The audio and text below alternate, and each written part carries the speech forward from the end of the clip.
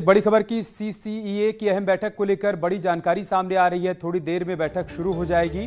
गन्ने की सरकारी खरीद में बढ़ोतरी का प्रस्ताव रखा जा सकता है। गन्ना समर्थन मूल्य में बढ़ोतरी हो सकती है। यूपी चुनाव से पहले अहम फैसला लिया जा सकता है। ये बड़ी खबर हम आपको बता रहे हैं। थोड़ी देर में सीसीईए की अहम बैठक शुरू हो जाएगी और इस बैठक में गन्ने की सरकारी खरीद में बढ़ोतरी का प्रस्ताव भी पास हो सकता है। इसके अलावा गन्ना समर्थन मूल्य में बढ़ोतरी भी हो सकती है। यूपी चुनाव से पहले ये बड़ा और अहम फैसला लिया जा सकता है। ये बड़ी जानकारी आ रही है।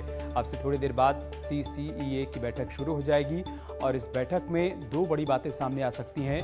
एक तो गन्ने की सरकारी खरीद में बढ़ोतरी हो सकती है, उसका प्रस्ताव रखा जाएगा और वो पास हो सकता है। दूसरा, गन्ना समर्थन मूल्य में बढ़ोतरी हो सकती है।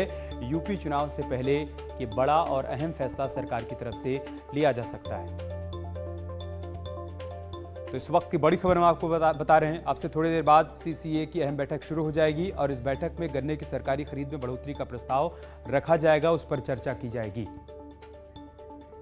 लक्ष्मण राय इस वक्त हमारे साथ जुड़ चुके हैं। लक्ष्मण, क्या जानकारी इस खबर के बारे में? बिल्कुल, सीसीए की बैठक अब से कुछ ही देर पहले शुरू हो चुकी है और सूत्र बता रहे हैं कि उसमें एक महत्वपूर्ण प्रस्ताव यह है कि गन्ना किसानों के लिए गन्ने की जो सरकारी खरीद की कीमत है उससे 5 रुपए प्रति क्विंटल की बढ़ोतरी की जाए। अभी ये गन्ना की जो कीमत है जिसको एफआरपी कहते हैं वो 285 रुपए प्रति क्विंटल है।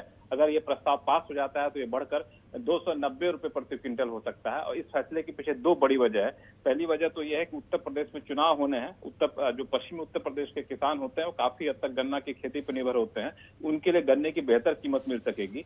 गन्ना का भुगतान जो देते हैं चीनी मिलों की तरफ से वो बकाया काफी ज्यादा है, तो उनका बकाया भी उनको वापस मिल सकेगा। इस लिहाज से भी ये फैसला काफी अहम माना जा रहा है। अगर ये फैसला होता है तो अब ये प्रस्ताव है जो कैबिनेट की बैठक में चल रहा है, इस पर चर्चा हो रही है। बहुत शुक्रिया आपका हमारे साथ जुड़ने के लिए और जानकारी तक पहुंचाने के लिए।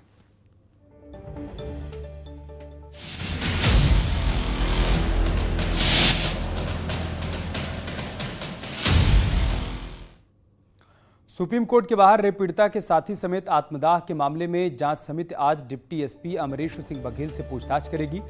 सब इंस्पेक्टर संजय राय और उसके बेटे विवेक से भी आज पूछताछ हो सकती है।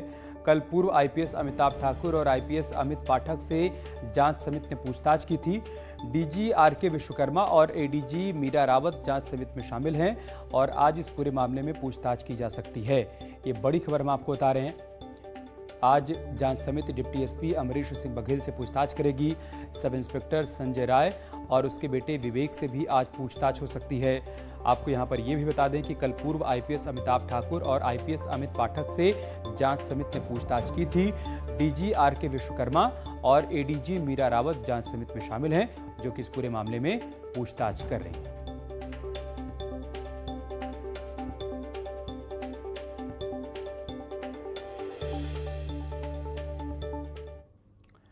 इंसाफ के लिए जंग में मौत मिली, लेकिन इंसाफ नहीं। सांसद पर रेप का आरोप लगाने वाली लड़की की मौत हो गई। 16 अगस्त को सुप्रीम कोर्ट के बाहर फेसबुक पर लाइव आकर उसने अपने साथी के साथ आखिरी बार अपना दर्द बयां किया और फिर दोनों आग के आगोश में समा गए। 9 दिन के अंदर दोनों की मौत हो गई, लेकिन अभी तक कोई जान नहीं पाया है कि इस मामले में पेच क्या है। आखिर आत्मदाह की नौबत क्यों आई, आइए आपको दिखाते हैं।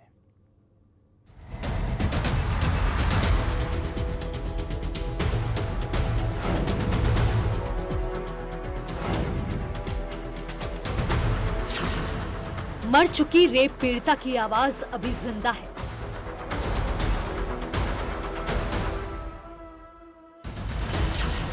वो आज भी पूछ रही है कि सांसद अतुल राय को कौन बचा रहा है। उत्तर प्रदेश की पुलिस द्वारा पीड़िता नहीं बल्कि चरित्रहीन साबित किया गया तरह तरह से, सिर्फ एक हिस्ट्री सीटर सांसद अतुल राय को बचाने के लिए।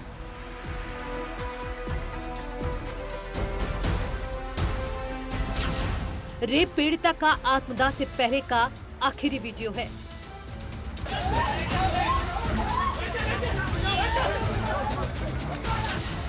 सुप्रीम कोर्ट के सामने इंसाफ के लिए आखिरी गुहार लगा रही थी। अपना दर्द बताते हुए उन लोगों का नाम ले रही थी जिनसे न्याय उम्मीद पाले बैठी थी, लेकिन आरोप है कि किसी ने उसकी मदद नहीं की।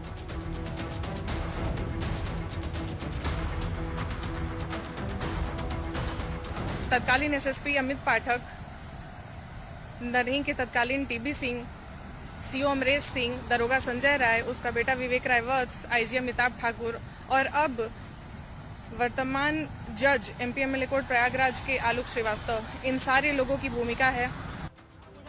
16 अगस्त को बड़े और गंभीर आरोप लगाने के बाद पीड़िता ने अपने साथी के साथ खुद को आग के हवाले कर दिया और सुप्रीम कोर्ट के बाहर तड़प कर अधमरा हो गई। ये है उत्तर प्रदेश की न्याय व्यवस्था।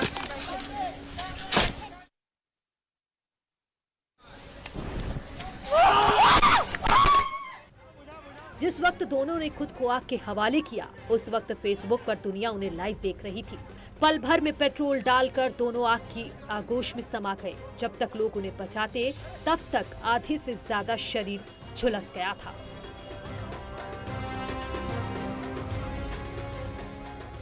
वहां मौजूद लोगों ने आग को बुझाया और तुरंत अस्पताल पहुंचाया। लेकिन आत्मदाह के 4 दिन बाद 21 अगस्त को पीड़िता के दोस्त ने दम तोड़ दिया। तो वहीं दूसरी ओर पीड़िता अस्पताल में जंग लड़ रही थी, लेकिन इंसाफ की आस में 24 अगस्त को पीड़िता की भी मौत हो गई। 9 दिन के अंदर दोनों को मौत तो मिल गई, लेकिन इंसाफ नहीं मिला। बसपा सांसद अतुल राय पर रेप का आरोप लगाने वाली युवती की भी इलाज के दौरान मौत हो गई। उससे पहले उसके दोस्त सत्यम की भी इलाज के दौरान मौत हो गई। दोनों ने सुप्रीम कोर्ट के बाहर आत्मदाह की कोशिश की थी, जिसके बाद इलाज के बाद उनकी मौत हुई। अब सवाल ये खड़ा होता है कि आखिर क्या वजह थी जिसकी वजह से उनको ये कदम उठाना पड़ा। लेकिन इस पूरे मामले पर अगर आप सिलसिलेवार तरीके से देखेंगे तो कई रहस्यों से परे खुलासे सामने आए हैं। दोनों की मौत ने कई सवाल खड़े कर दिए। इसके बाद यूपी पुलिस हरकत में आई और इस मामले में वाराणसी के तत्कालीन एसएसपी अमित पाठक को गाजियाबाद से हटाकर लखनऊ तबादला कर दिया गया। वहीं वाराणसी के कैंट थाना प्रभारी निरीक्षक और विवेचक पर कार्यवाही की गई। प्रभारी निरीक्षक को लाइन हाजिर कर दिया गया, जबकि विवेचक को सस्पेंड कर दिया गया और उन लोगों से पूछताछ शुरू कर दी गई जिनका नाम पीड़िता ने आखिरी वीडियो में लिया था। आत्मदाह जिस दिन हुआ उसी दिन पुलिस की ओर से, अफसरों की ओर से बड़ी कार्रवाई करते हुए इंस्पेक्टर को वहां से थाने से हटा दिया गया। साथ ही साथ जो तत्कालीन एसएसपी थे वाराणसी के, जो इस वक्त गाजियाबाद में तैनात थे, उनको भी हटाकर लखनऊ अटैच कर दिया गया। तो जो सरकार थी उसने जो भी जरूरी कदम थे वो उठाए। पीड़िता ने वीडियो में पूर्व आईपीएस और तत्कालीन आईजी अमिताभ ठाकुर का नाम लिया था। 24 अगस्त को अमिताभ ठाकुर जांच समिति के सामने पेश हुए। करीब 2 घंटे तक अमिताभ ठाकुर से पूछताछ हुई। देखिए, ये कह रहे हैं कि जो सुप्रीम कोर्ट के सामने जो एक आत्मदाह का प्रयास हुआ है, उसमें उस महिला ने मुझ पर भी कुछ आरोप लगाए हैं, उसकी जांच होनी है। मैंने इनसे मांगा था कि आखिर वो किस संबंध में जांच है। वीडियो कह रहे हैं कि एक वायरल वीडियो है। वायरल वीडियो में मुझ पर क्या आरोप लगाए गए हैं, शासन ने मुझे किस प्रकार से आरोपित माना है, किस बात की जांच हो रही है, मुझे इसमें से कोई भी बात अब तक नहीं बताई गई है।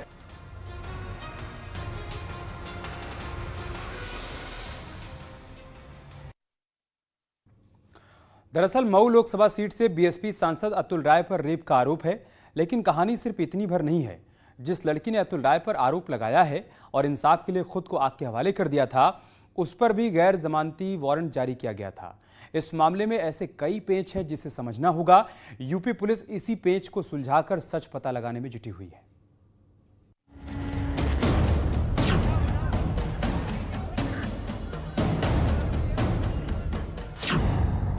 रेप का आरोपी बीएसपी सांसद अतुल राय।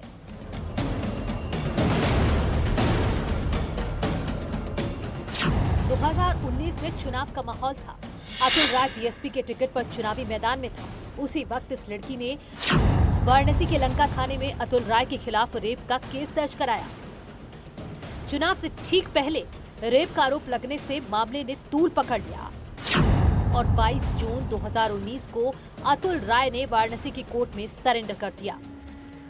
सरेंडर के बाद से इस मामले ने कई मोड़ लिए। अतुल राय के परिजनों ने लड़की पर गंभीर आरोप लगाए और कहा कि साजिश के तहत सांसद को फंसाया गया है।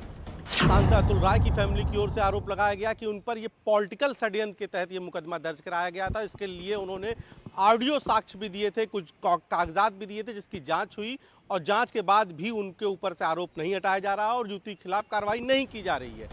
इधर उम्र को लेकर पीड़ित के खिलाफ 2 अगस्त को गैर जमानती वारंट जारी कर दिया गया। पुलिस का कहना है कि अलग अलग मुकदमों में लड़की ने 2 उम्र दर्ज कराई थी और इस मामले में कैंट थाना पुलिस लड़की को तलाश कर रही थी, लेकिन वो पुलिस के हाथ नहीं आई। इस पर लड़की ने आरोप लगाया कि दबाव बनाने के लिए ऐसे हथकंडे अपनाए जा रहे हैं। इन लोगों के द्वारा, उसमें जिन लोगों के नाम थे उन लोगों के द्वारा मिलकर नॉन अवेलेबल वारंट इशू करा दिया गया। एक जगह से नहीं बल्कि 2 जगह से, बलिया से और बनारस से। और फिर इशू कराने के बाद आलोक श्रीवास्तव के द्वारा समन भेजा गया क्यों कि मैं न्यायालय आऊं। और जब मैं कह रही हूँ कि एनपीडब्ल्यू इशू हो गया है तो उसके बाद इस समन का क्या मतलब है? युवती की ओर से कहा जा रहा था कि उनके ऊपर दबाव बनाया जा रहा है। उसने फेसबुक लाइव पर भी ये बातें कही, उसने, उसके दोस्त सत्यम ने। अब सवाल यही है कि दबाव था या फिर जो अतुल राय साक्ष्य दे रहे थे उसमें कोई कहानी छुपी हुई थी। इस पर अतुल राय के परिवार ने मुख्तार अंसारी से भी अतुल राय की जान को खतरा बताया था और ये भी कहा था कि उन्होंने तमाम सारे साक्ष्य दिए हैं। पिछले दिनों जिस तरीके से उनकी ओर से एक मुकदमा दर्ज कराया गया युवती पर कि उसने अपनी 2 अलग अलग कोर्ट के मामलों में अपनी जन्मतिथि अलग अलग बताई है, इसके बाद वाराणसी कैंट पुलिस उसकी तलाश भी कर रही थी। एक और कैंट पुलिस रेप पीड़िता को दूसरे मामले में तलाश रही थी, तो वहीं गैर जमानती वारंट जारी होने के 14 दिन बाद पीड़ित दिल्ली पहुंची और सुप्रीम कोर्ट के सामने से फेसबुक लाइव कर फिर से इंसाफ की मांग की। तो कुल मिलाकर कहना यही है कि जो भी यह हमारा वीडियो देख रहा है वह इस वीडियो को कृपया करके स्क्रीन रिकॉर्डिंग कर ले, क्योंकि मुझे ऐसा लग रहा है कि हमारे फेसबुक को डिलीट कर दिया जाएगा, क्योंकि माननीय आलोक श्रीवास्तव और अमित पाठक के द्वारा हमें जिस गंतव्य पर पहुंचाना था तो हम लोग उस गंतव्य पर पहुंच गए हैं। लड़की के बाद उसके साथी ने सोशल मीडिया पर अपनी बात रखी और फिर